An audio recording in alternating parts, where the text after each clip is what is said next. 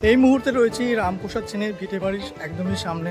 এই যে মন্দিরটা রয়েছে এটা কিন্তু পুরোটাই পুকুর ছিল। আর রামপ্রসাদ সেন কিন্তু 1 লাখের বেশিও গান লিখেছেন। কবি রামপ্রসাদ সেন কিন্তু এখানেই বসেই গান গাইতেন। সেই সময় কিন্তু সিরাজদৌল্লা নৌকো করে কিন্তু পার হচ্ছিলেন। আর এই মন্দিরে অনেক দান ধ্যান করেছিলেন সিরাজদৌল্লা। 1781 খ্রিস্টাব্দে কিন্তু রামপ্রসাদ সেন মাকে নিয়ে কিন্তু এই নদীতেই ডুব দিয়েছিলেন। সিরাজদৌল্লা ওনার গান শুনেছেন। হ্যাঁ, তাহলে নবাবরা এখান দিয়ে যেত, নবাবরা এই নদী হুগলি নদীতে ক্রস করে যেত না? যেত। গুড মর্নিং, সকলকে স্বাগত জানাচ্ছি আরেকটি নতুন ভিডিওতে। আজকে আমাদের গন্তব্য হতে চলেছে কালী সাধক রামপ্রসাদ সেনের ভিটে বাড়িতে।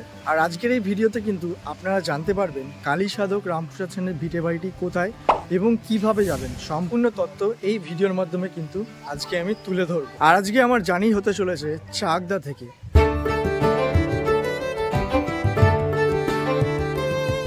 তো এখন এই মুহূর্তে রয়েছি চাকদা স্টেশনে দাঁড়িয়ে। এখান থেকে আমরা ট্রেন ধরবো, তারপরে কিন্তু আমরা হালিশহরে গিয়ে পৌঁছবো।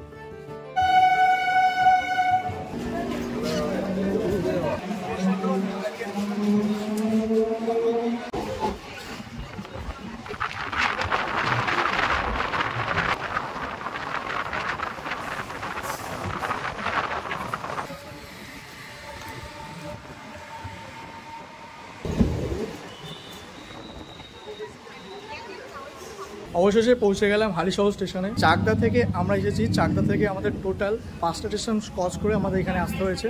আর তোমরা যদি শিয়ালদা থেকে আসতে চাও বা কলকাতা থেকে যারা আসছো তাদের শিয়ালদা থেকে হালিশহরে আসতে হবে। টোটাল 14খানা স্টেশন পড়বে তোমাদের। আর এই মুহূর্তে আমরা ছিলাম হালিশহর স্টেশনের 2 নম্বর প্ল্যাটফর্মে। আর এখন ব্রিজ ক্রস করে আমরা ওই পারে যাচ্ছি। তো আপে ট্রেনে করে তোমরা যারা আসছো হালিশহরে নামবে, হালিশহর থেকে 2 নম্বর প্ল্যাটফর্ম থেকে 1 নম্বর প্ল্যাটফর্মের দিকে যাবে। আর তোমরা যারা শিয়ালদা থেকে আসছো তারা 1 নম্বর প্ল্যাটফর্মে নামবে। অ্যান্ড ওখান থেকে কিন্তু তোমরা টোটো অটো পেয়ে যাবে।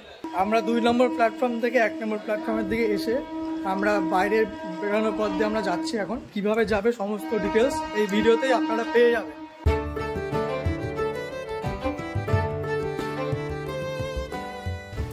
হালিশহর স্টেশনে 1 নম্বর প্ল্যাটফর্ম থেকে বেরিয়ে তোমরা এই রাস্তা ধরেই আসবে। বেরিয়ে কিন্তু টোটো বা অটো স্ট্যান্ডে যেতে হবে। এই যে এই রাস্তাটা ধরে তোমাদেরকে যেতে হবে। হালিশহর স্টেশনে 1 নম্বর প্ল্যাটফর্ম থেকে বেরিয়ে এখন আমরা হাঁটা পথ ধরে সোজা টোটো স্ট্যান্ডের দিকে যাচ্ছি। এই রাস্তা ধরে তোমাদের আসতে হবে। টোটো স্ট্যান্ডে গিয়ে তোমাদের বলতে হবে যে রামপ্রসাদ সেনের বাড়ি যাব। তো আমরা 1 নম্বর প্ল্যাটফর্ম থেকে বেরিয়ে এই রাস্তা ধরে সোজা এসেছি অটো স্ট্যান্ডে। আর এখানে শুনে নেবো কত কি ভাড়া বৃত্তান্ত। এখান থেকে রামপ্রসাদ সেনের ভিটে যেতে কত ভাড়া? 10 টাকা। 10 টাকা ভাড়া, তাই তো? ওখানে কি কি আছে? রামপ্রসাদ ভিটে আছে, নিগমানন্দ আশ্রম আছে, চৈতন্য ডোবা আছে। তারপর আরেকটু চলে গেলে 3 কিলোমিটার চলে গেলে আপনার হচ্ছে রানী রাসমণি ঘাট আছে। মানে ওইটুকুর মধ্যে অনেক জায়গা আছে, তাই তো?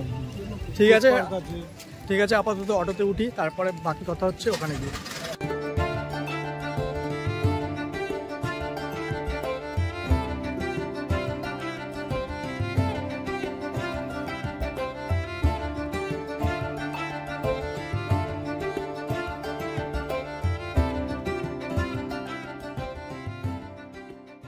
আর এটা আমরা স্টেশন রোড ধরেই যাচ্ছি।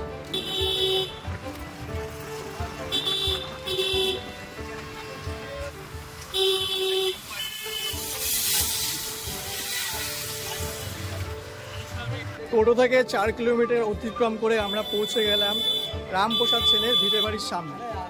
আজকে তোমাদেরকে রামপ্রসাদ সেনের ভিটে বাড়ির সমস্ত যাবতীয় তথ্য তুলে ধরার চেষ্টা করব এই ভিডিওর মাধ্যমে।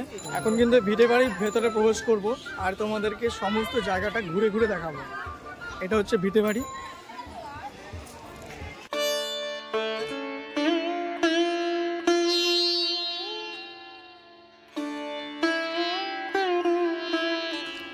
এই ভিটে বাড়িতে প্রবেশ করে সবার প্রথমে আপনি যেটা দেখতে পারবেন সেটা হচ্ছে রামপ্রসাদ সেন যেখানে মাকে পুজো করতেন সেই মায়ের মন্দির। মায়ের মন্দির ছাড়াও এই ভিটে বাড়িতে রয়েছে সুন্দর একটা পুকুর যেখানে রয়েছে অনেক কচ্ছপ।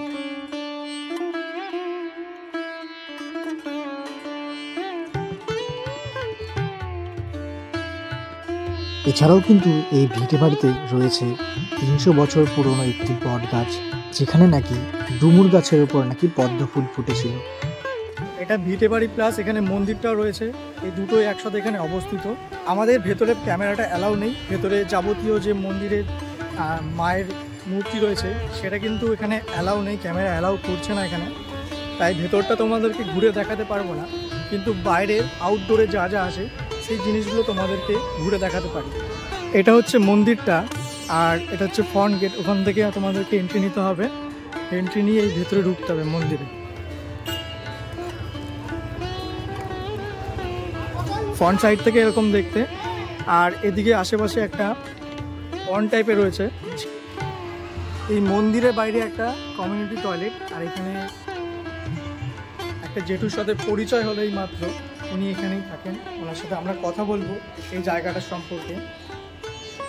নমস্কার জেঠু, আপনাদের এই যে রামপ্রসাদ সেনের এই জায়গাটা সম্পর্কে কিছু বৃত্তান্ত জানতে চাইছি, আর এখানে হিস্ট্রিটা কী রয়েছে।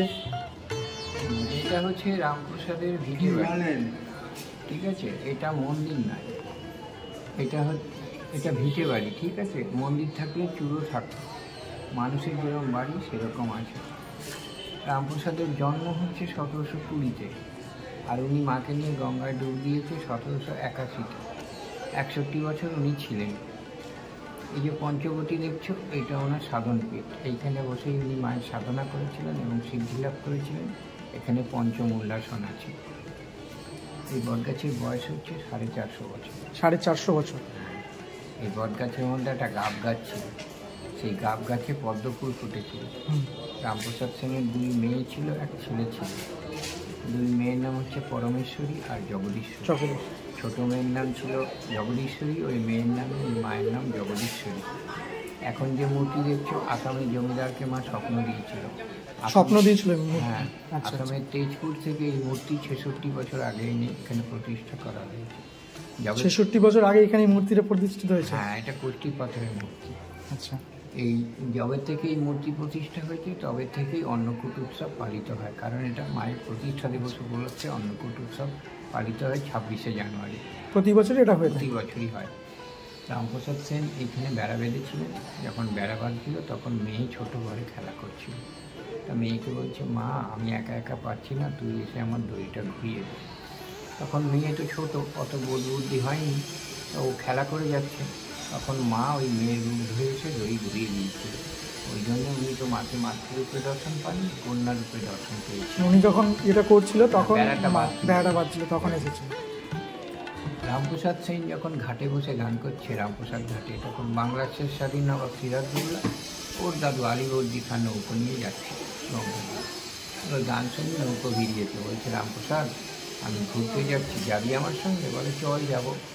এবার নৌকোয় উঠে গান গাইতে গাইতে যাচ্ছে। যখন শ্যামনগরে গেছে, শ্যামনগরের মা ব্রহ্মময়ী বলছে, রামপ্রসাদ তোর গান আমাকে শুনিয়ে যা। এবার রামপ্রসাদ বলছে, মা গো, এইখানে বসে শোনানোর মতন সময় আমার নেই, আমার গান তোমার যদি শুনতে ইচ্ছা করে তুমি ঘুরে শোনো। তখন মায়ের মুখ ছিল দক্ষিণে, ওই গান শোনার জন্য ঘুরে হয়ে গেছে পশ্চিমে। ওটাকে বলে মূলাজোরের কালীবাড়ি। হ্যাঁ, ওখানে মামা ঠাকুর প্রথম পৌষ মাসে মূলো দিয়ে পুজো দিয়েছিল, তারপরে সব মন্দিরে মূলো দিয়ে পুজো হয়, ওই জন্য ওটাকে মূলাজোরের কালীবাড়ি বলে। রামপ্রসাদ সেন দুর্গাচরণ মিত্রের জমিদারি সংস্থায় হিসেব লেখার কাজ করত।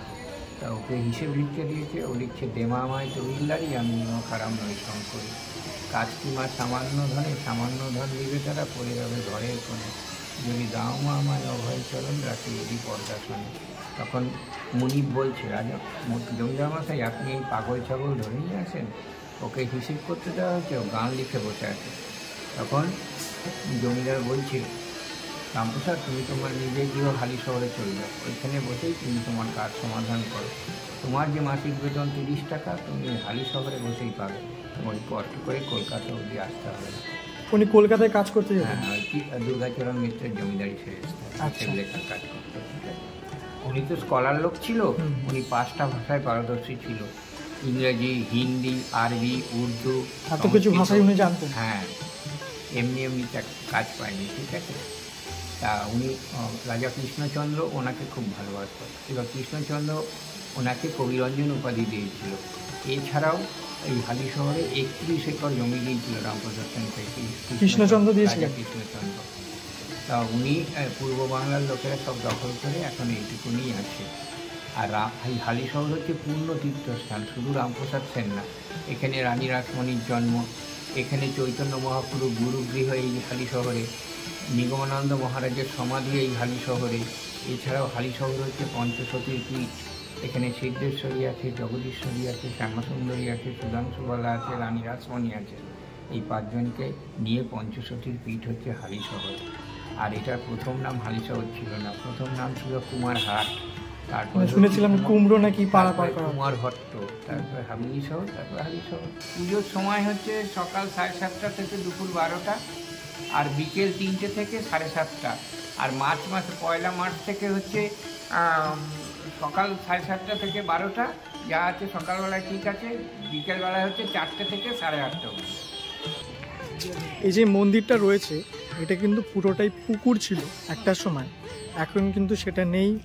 সময়ের সাথে সাথে পরিবর্তন হয়েছে সমস্ত জায়গা। এখন আমি তোমাদেরকে আশেপাশে জায়গাটাও সম্পূর্ণ ঘুরে দেখাচ্ছি। আমরা এন্ট্রেন্স গেট থেকে এসে আমরা এদিকে এখন যাচ্ছি।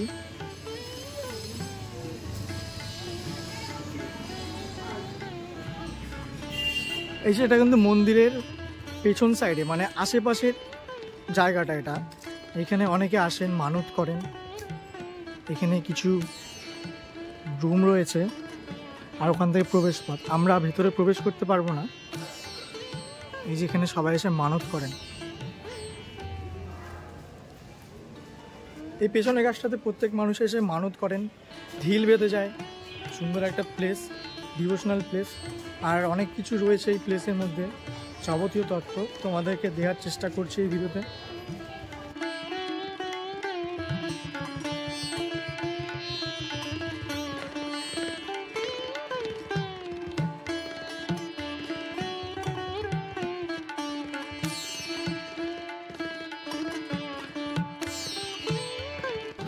এই মন্দির প্রাঙ্গণ থেকে বেরিয়ে সামনে কিন্তু পুজো দেওয়ার জন্য সামগ্রী আপনারা পেয়ে যাবেন।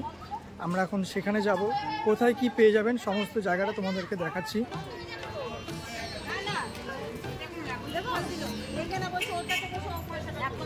মন্দির প্রাঙ্গণ থেকে বেরিয়ে আশেপাশে অনেক পুজোর ডালা পেয়ে যাবে।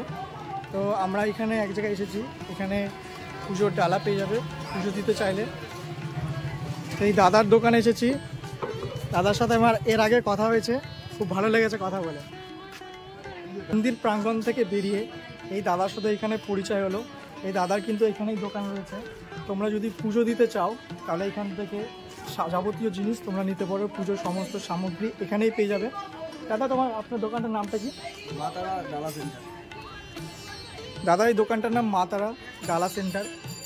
এটা কিন্তু একদম এই যে রাস্তাটা থেকে বেরিয়ে তার পাশেই রয়েছে ফার্স্ট দোকানটা। এটা কত কি এই ডালা কত করে? 50 টাকা আছে, 100 টাকা, 50 টাকা, 100 টাকা, 150 টাকা, ফুল দিয়ে সব দিয়ে সাজিয়ে। ফুল দিয়ে সব দিয়ে সাজিয়ে প্যাকেজ, আর 150 টাকা হয়ে যাবে। হ্যাঁ, 150 টাকা। আর গাড়ি পুজো করতে চাইলে কেউ গাড়ি পুজো দিতে পারবে।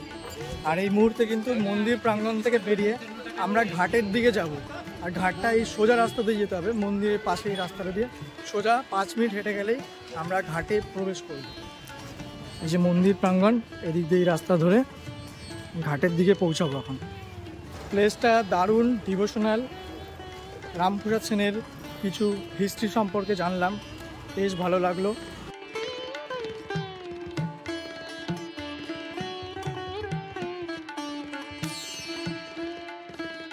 এই ঘাটের দিকে যাওয়ার পথে তোমরা কিন্তু এরকম একটা মহাদেবের মন্দির দেখতে পাবে। তো ভেতরে যাবো এখন, একটু দেখবো।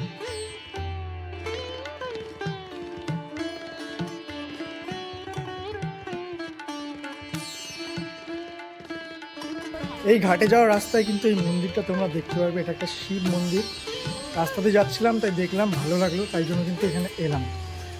আর এই মন্দিরটা কিন্তু জোড়া শিব মন্দির। এই পাশেও রয়েছে শিব মন্দির আর এই পাশেও রয়েছে শিব মন্দির, মানে দুটোতেই কিন্তু এর মূর্তি রয়েছে। এই মুহূর্তে পৌঁছে গেলাম রামপ্রসাদ স্নানের ঘাট 1973।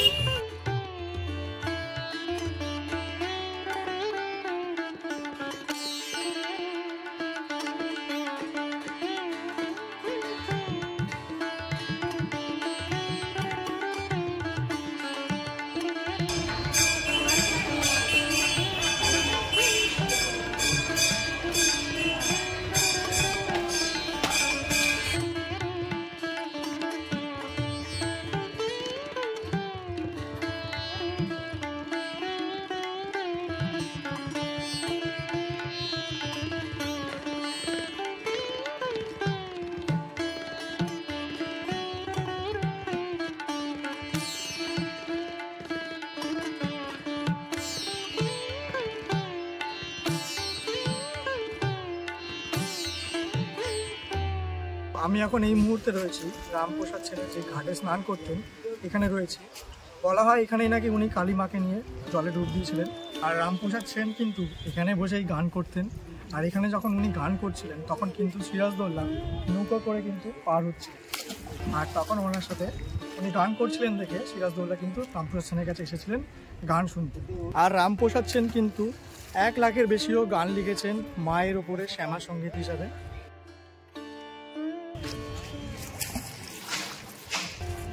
আর আমার পেছনে যে গঙ্গাটি দেখছেন এটা কিন্তু হুগলি নদী, এখান থেকে গঙ্গার জলটি বয়ে গেছে।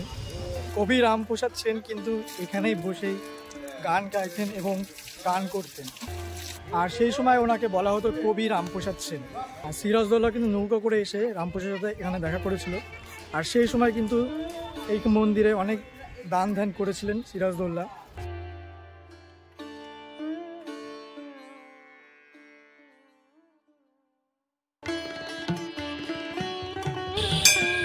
আর এখানে একটা রামপ্রসাদ সেনের একটা ছোট্ট মূর্তি এখানে করা হয়েছে।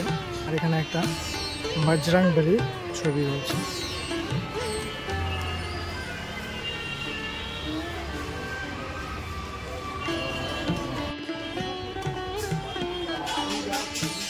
মধ্যাহ্ন ভোজ মানে এই ভোগের টাইমে এসেছিলাম বলে কিন্তু মায়ের প্রসাদ গ্রহণ করতে পারছি। আর মায়ের অন্নে রয়েছে ভাত, ডাল আর একটা সবজি। 1781 খ্রিস্টাব্দে কিন্তু রামপ্রসাদ সেন মাকে নিয়ে কিন্তু এই নদীতেই, গঙ্গা নদীতেই ডুব দিয়েছিলেন। এখন এই ঘাট থেকে বেরাচ্ছি। আর এখানে কিন্তু মায়ের ভোগ হয়েছিল, ভোগও পেয়ে গেলাম। বেশ সুন্দর একটা ঘাট, বিভিন্ন হিস্ট্রি এখানে জড়িয়ে রয়েছে। রামপ্রসাদ সেনের এই ঘাট স্নান ঘাট, সুন্দর একটা প্লেস। তোমরা এখানে এসে স্নানও করতে পারো ওই ঘাটে, ভালো জায়গা। আর এখন আমরা এই ঘাট থেকে বেরোচ্ছি। আর তারা মায়ের মন্দির কিন্তু এখানে একটা রয়েছে, জাগ্রত তারা মায়ের মন্দির। এই মুহূর্তে আমি রয়েছি গঙ্গা ঘাটের একদম পাশে একটা পার্ক, এখানে রেস্ট করার জন্য তোমরা বসতে পারো। আর রামপ্রসাদ সেন কিন্তু ওই ঘাটেই কিন্তু এই যে আমাদের যে গঙ্গা নদীটা দেখছেন, এই গঙ্গা নদী হুগলি নদীর ওপর থেকে সিরাজদৌল্লা যখন নৌকো নিয়ে পার করছিলেন সেই সময় রামপ্রসাদ সেন ঘাটে বসে কিন্তু মায়ের গান করছিল। আর সিরাজদৌল্লা তার গান শুনতে কিন্তু নৌকো থেকে ওই পার হয়ে এই পার এসেছিল। আর রামপ্রসাদ সেন এই গঙ্গা নদীতে 1781 খ্রিস্টাব্দে মাকে নিয়ে গঙ্গা জলে ডুব দিয়েছিল। রামপ্রসাদ সেনের ঘাটের ঠিক পাশেই এই পার্কটি অবস্থিত। এখানে তোমরা এসে রেস্ট নিতে পারো, সুন্দর পিসফুল জায়গা, এখানে বসার জন্য বেশ ভালো জায়গা। প্রসাদ গ্রহণ করে আসার পরে এখানে তোমরা খানিকক্ষণের জন্য সময় কাটাতে পারো। তো এই মুহূর্তে আমাদের এখানে এই ঘাটের পাশে এক কাকার সাথে পরিচয় হলো। উনি রামপ্রসাদ সেন সম্পর্কে কিছু বক্তব্য রাখবেন। আমার যতটা জানা আছে যে রামপ্রসাদ সেন এখানেই জন্মগ্রহণ এখানে জন্মগ্রহণ করেছিল, এখানেই তার বাড়ি। তখন সেই সময় হয়তো এটাই ব্রিটিশ আমলের আগে কি ব্রিটিশ আমলের পরে, ব্রিটিশ আমলের আগে হয়তো রামপ্রসাদ সেন অনেক মানে সিরাজদৌল্লা ওনার গান শুনেছে তো। হ্যাঁ, তাহলে ব্রিটিশ আমলের অনেক সময় ওই 250 বছর আগে, কেন নবাবরা এখান দিয়ে যেত, তার গান শুনতো। নবাবরা এই নদী হুগলি নদীতে ক্রস করে যেত তখন ওরা গান শুনে খুব আপ্লুত হতো। ইনি মায়ের সাধক ছিল, মাকে নিয়ে খুব গান গাইতো। হ্যাঁ, প্রচুর গান আছে ইনার গানগুলো শুনবেন। রামপ্রসাদী গীত হিসেবে পরিচিতি পেয়েছে ভারতীয় সমাজে, খুব ভালো গান গায়। হ্যাঁ, তারপরে আমার সাধনা মিটিল আসানা পুরিল সকলে বিদায়, মানে এই গানগুলি রামপ্রসাদ সেন লিখেছিলেন সেই সময়। উনি অনেক সুন্দর সুন্দর গান লিখতেন, ভালো মানে মাকে নিয়ে সাধনা করতেন, মাকে নিয়েই ভাবনা ছিল, মাকে নিয়েই গান লিখতেন, মাকে নিয়েই গান করতেন। এই গান শুনে অনেকেই মুগ্ধ হতো। উনি উচ্চ বংশের লোক ছিল। হ্যাঁ, ওনাকে বলা নাকি উনি অনেক শিক্ষিত ছিলেন, অনেক ভাষা জানতেন। জানি না তখন কি শিক্ষিত ছিল, এইটুকুনি জানি যে ওনার মধ্যে অনেক প্রতিভা ছিল, ওনার মধ্যে অনেক জ্ঞান ছিল, যার জন্যই সে এত সুন্দর সুন্দর গান কিংবা এত সুন্দর সুন্দর ভাবনা সে ভাবতে পারত। শিক্ষা ব্যবস্থার সম্বন্ধে তখনকার আইডিয়া নেই, কেন 200-250 বছরের কি শিক্ষা ব্যবস্থা কি ছিল আন্তাজে আমি ওটা বলতেও চাই না। তা যাই হোক, উনি একটা রামপ্রসাদ সেন একটা পণ্ডিত লোক ছিল মোটামুটি। আর মা তার ধ্যানে ছিল, মাকে নিয়ে ধ্যান ছিল। সে রামপ্রসাদী গীত খুব প্রসিদ্ধ, দেখবেন শুনেছি। তারপরে ওই যে ওখানে রামপ্রসাদ সেন বেড়াবাদ্য সেই সব স্মৃতি এগুলো নেই। রামপ্রসাদ সেন মা একদিন বেড়া বলতে মানে কি বেড়া বাদ্য? ওই তখনকার দিনে সাধারণ ঘর বাড়ি ছিল, পাটকাঠির ঘর বাড়িতে ওই বেড়াগুলো বাদ দেন নাকি? বাদ্য মা এসে বেঁধে দিয়ে যেত, মা তার মেয়ের রূপ ধরে মাকে নিয়ে এসে মা তার সাথে ছলনা করতো, মার সাথে কথা বলতো, এগুলো আমরা শুনেছি। আর এই যে ঘাটটা দেখছেন, এই ঘাটেই মাকে নিয়ে হয়তো বিসর্জন দিতে গিয়ে সে মায়ের সাথে বিলীন হয়ে গেছিল এই গঙ্গা নদীতে। এই পর্যন্ত আমি যা জানি, এইটাই আমি জানি। তবে রামপ্রসাদ সেন বড় সাধক ছিল মায়ের, বড় সাধক ছিল। এটা 250-300 বছর আগেকার হয়তো ঘটনা, মানে সিরাজদৌল্লা নবাবদের আমলের ঘটনা। হ্যাঁ, রামপ্রসাদ সেনের নাম শুনেছি, তার মানে সেই সময়কার ঘটনা। এই পর্যন্ত আমি বলবো। তো এই দাদার মুখে রামপ্রসাদ সেনের বিভিন্ন হিস্ট্রি তত্ত্ব আমরা শুনতে পেলাম। ভালো লাগলো জায়গাটা এসে। তোমরা যারা আসতে চাইছো, এখানে স্নানঘাটটা আছে, আমি এই মুহূর্তে এই পার্কে বসে আছি। স্নানঘাটে এসে তোমরা ভ্রমণ করতে পারো। আর সামনেই মন্দিরটা, সেখানে রয়েছে 300-400 বছরের একটা বট গাছ। সেই বট গাছের উপরে কিন্তু পদ্ম ফুল হয়েছিল নাকি শোনা যায়, ডুমুর গাছের ওপরে নাকি পদ্ম ফুল হয়েছিল, এটা শোনা যায়। ওখানে একটা হিস্টোরিক্যাল একটা প্লেস, 300-400 বছর আগের কিছু স্মৃতি এই ভিডিওর মাধ্যমে তুলে ধরার চেষ্টা করলাম। মানে হালি শহরকে ঘিরে কিন্তু অনেক তত্ত্ব, অনেক ঐতিহাসিক তীর্থস্থান রয়েছে। তোমরা যারা হালি শহরে এসে ভ্রমণ করতে চাইছো, অবশ্যই এই জায়গাগুলো ভিজিট করবে, ভালো লাগবে। পিসফুল জায়গা, ডিভোশনাল জায়গা, মনে শান্তি লাগবে। তো এই মন্দির প্রাঙ্গণে কিছু মানুষ এসেছেন, তো ওনাদের সাথে পরিচয় হলো। দাদা কোথা থেকে এসেছেন? আমি এসেছি দমদম থেকে। আচ্ছা, দমদম থেকে এসে দাদারা তো এখানে ভ্রমণ করতে এসেছে। এই ভিটে মাটি, রামপ্রসাদ সেনের ভিটে বাড়িটা দেখতে এসেছে। খুব সুন্দর অমায়িক জায়গা, হিস্টোরিক্যাল প্লেস, দারুণ দারুণ হিস্ট্রি লুকিয়ে আছে এখানে। অবশ্যই তোমরা যারা এই ভিডিওর মাধ্যমে আসছো, অবশ্যই এখানে এসে ভিজিট করো। সামনে একটা ঘাট রয়েছে, রামপ্রসাদ সেন 1781 সালে ওখানে মাকে নিয়ে ডুব দিয়েছিলেন। অবশ্যই সেটা ভিজিট করো। আর দেখা হচ্ছে নেক্সট পরবর্তী ভিডিওতে। অবশেষে মন্দির থেকে বেরিয়ে গেলাম, রামপ্রসাদ সেনের ভিটে বাড়ি থেকে বেরিয়ে গেলাম। আশা করছি ভিডিওটি সবার ভালো লেগেছে। যদি ভালো লেগে থাকে তাহলে অবশ্যই চ্যানেলটিকে সাবস্ক্রাইব করো, আর ভালো লাগলে লাইক করো, কমেন্ট করে অবশ্যই জানিও। দেখা হচ্ছে নেক্সট পরবর্তী ভিডিওতে। তোমরা যারা রামপ্রসাদ সেনের ভিটেতে যাবে, তাদের তো আর টোটো দুটো কিন্তু ডিফারেন্স ভাড়া। অটোতে নেবে 10 টাকা আর টোটোতে নেবে 15 টাকা। তো ভাড়াটা অবশ্যই দেখে গেছো তোমরা।